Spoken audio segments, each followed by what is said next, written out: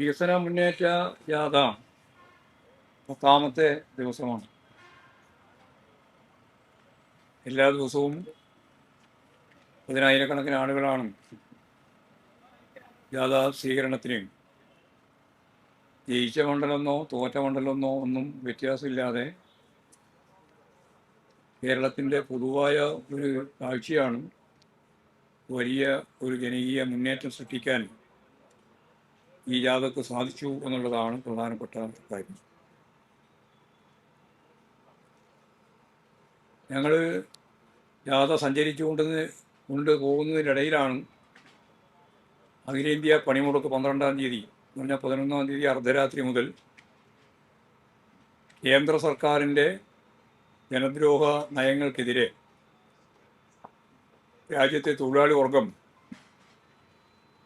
നാളെ അർദ്ധരാത്രി മുതൽ പണിമുടക്കുകയാണ്.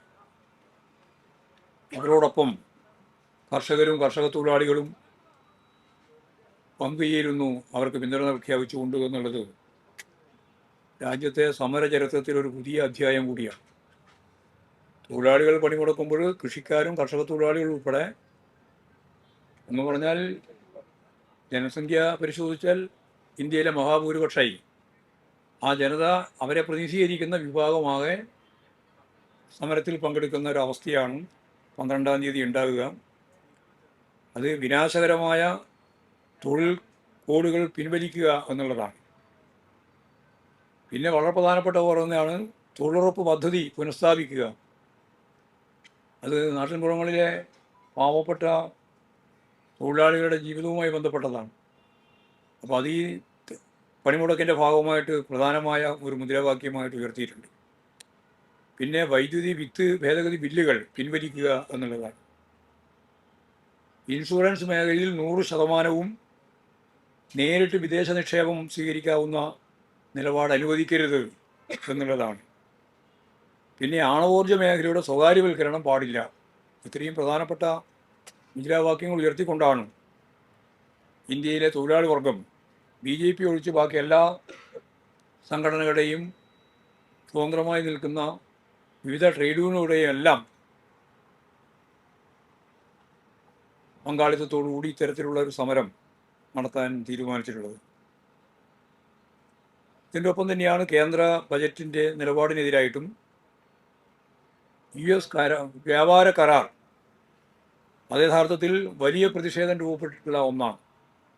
ഇതെല്ലാം ചേർത്തുകൊണ്ട് നടത്തുന്ന പണിമുടക്ക് സമരത്തിൽ എല്ലാ തൊഴിലാളികളും അണിനിരക്കണമെന്നും ആ സമരത്തിന് പിന്തുണ പ്രഖ്യാപിച്ചുകൊണ്ട് കർഷക തൊഴിലാളി വിഭാഗമാകെ രംഗത്തിറങ്ങണമെന്നും ഉള്ള അവരുടെ ആഹ്വാനം ഞങ്ങൾ പൂർണ്ണമായി പിന്തുണക്കുന്നു. പണിമുടക്ക് വിജയിപ്പിക്കുന്നതിന് വേണ്ടി മുഴുവൻ ആളുകളും പങ്കാളികളായിക്കൊണ്ട് കേന്ദ്രത്തിനെതിരായിട്ടുള്ള ഈ സമരം വിജയിപ്പിക്കണമെന്നുകൂടി അഭ്യർത്ഥിക്കുകയാണ്. ഇതിൽ INTUC ഉൾപ്പെടെ എല്ലാം ചേർന്നുകൊണ്ടാണ് ഈ സമരം. പക്ഷേ യോജിച്ച ഒരു പ്രവർത്തനവും കേരളത്തിൽ നടത്താൻ പാടില്ല എന്നാണ് കോൺഗ്രസ് നേതൃത്വം തീരുമാനിച്ചിട്ടുള്ളത്.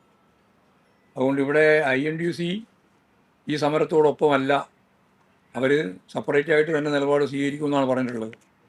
ഇതൊരു വലിയ പ്രശ്നമാണ് കേരളത്തെ സംബന്ധിച്ച്.